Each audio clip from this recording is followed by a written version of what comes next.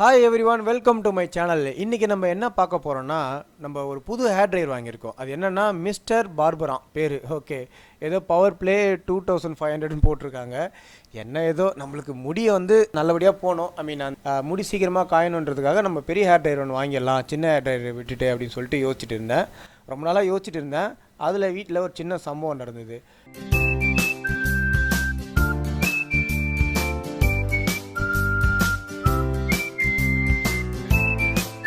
நம்ம சின்ன hair dryer இருக்குது இல்லைங்களா, அது என்ன பண்ணிட்டார், நம்ம மினி குட்டி இருக்காங்க இல்லைங்களா, அவர் என்ன பண்ணிட்டாருன்னா அந்த மேலே இருக்கிற ஹெட் இருக்குல்ல, அந்த ஹெட் எடுத்துன்னு போய் எங்கேயோ ஒழிச்சு வச்சிடுது. நானும் அதுக்கிட்ட கேட்குறேன், எங்கம்மா ஒழிச்சு வச்சுன்னு கேட்டால் அது சொல்லவே மாட்டேங்குது. அது எங்கெங்கே இந்த மாதிரி சின்ன சின்ன பொருள் எடுத்துன்னு போய் ஒழிச்சு வைக்கிறதுக்கு வேலையாக போச்சு. சரி, என்ன பண்ணுறதுன்னு தெரியாமல் ஒரு புது ஹேர் ட்ரையர் வாங்கலாம் சொல்லிட்டு இந்த பியூட்டிஷியன் திங்ஸ் விற்பாங்க இல்லைங்களா, அவங்கக்கிட்ட போய் ஒரு ஒப்பீனியன் கேட்டேன் நான். அவங்க என்ன பண்ணாங்கன்னா, இது நீங்கள் யூஸ் பண்ணி பாருங்கள், இது அடல்ட்டுக்கும் யூஸ் பண்ணிக்கலாம், பெட்டுங்களுக்கு ரொம்ப ஹேர் க்ரோத் அதிகமாக இருக்கிறவங்களுக்கு இது யூஸ் பண்ணிக்கலாம், இதில் 2-3 ஆப்ஷன்ஸ்லாம் இருக்குது அப்படின்னு சொல்லிட்டு நம்மளுக்கு இதை இப்போ ரெஃபர் பண்ணாங்க. சரி ஓகேங்க, கொடுங்கன்னு சொல்லிட்டு அதை வாங்கிட்டோம். அதில் என்னென்னு பார்த்தீங்கன்னா, மேலே அந்த ரெட்டே ஃபஸ்ட் பட்டனை ப்ரெஸ் பண்ணால் கம்மியான ஹீட் வருது, செகண்ட் பட்டனை ப்ரெஸ் பண்ணால் அதிகமாக ஹீட் வருது. இது இருக்கிற அந்த பிளாக் இருக்கு இல்லைங்களா, அது ஃபஸ்ட்டு ஆன் பண்ணுறது. ஸோ இது ரெண்டுத்தையுமே ஆன்லேயே வச்சுட்டு ரொம்ப ஹீட்டாகவே வந்துருக்கிறப்ப கூலாக ஆக்கணும் அப்படின்னா, அதுக்கு மேலே கழுத்துக்கிட்ட ஒரு சின்னதாக ஒரு பட்டன் ஒன்று இருக்குது, அந்த பட்டனை ப்ரெஸ் பண்ண அப்படின்னா கூல் ஆகுது. அப்புறம் பட்டனை வெட்டினா மறுபடியும் ஹீட் ஆகுது. ஸோ ரெகுலராக யூஸ் பண்ணுறது தான், பெரிய வித்தியாசம் ஒன்றும் இல்லை. இருந்தாலும் என்னோட பாயிண்ட் ஆஃப் வியூவில் நான் இந்த எக்ஸ்ப்ளனேஷன் நான் தரேன். ஸோ அதனால் என்ன பண்ணலாம், நம்ம பெட்டுங்களை முதல்ல குளிக்க வச்சு இதை யூஸ் பண்ணி பார்த்து இது எவ்வளோ ஓர்த்தாக இருக்குது இல்லையா அப்படின்றத நம்ம ஒரு ட்ரை பண்ணி பார்த்துடலாம்.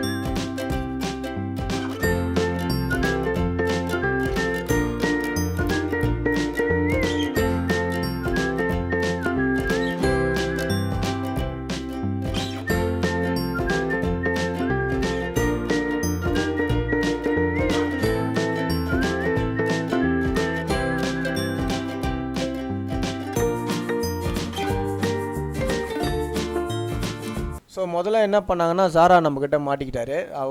ஜாராவை என்ன பண்ணோன்னா, ஃபுல்லாக குளிக்க வச்சு அவங்கள தொடச்சிட்டு இந்த மாதிரி ஹேர் ட்ரையர் யூஸ் பண்ணி பார்த்தோம். யூஸ் பண்ணி பார்த்ததில் பர்ஃபெக்டாக இருக்குது. ஸோ நான் எக்ஸ்பிளைன் பண்ண மாதிரி தான் அந்த ஹீட்டு அதிகமாக வர்றது கம்மியாக வர்றதுன்னு சொல்லிட்டு இருக்குது.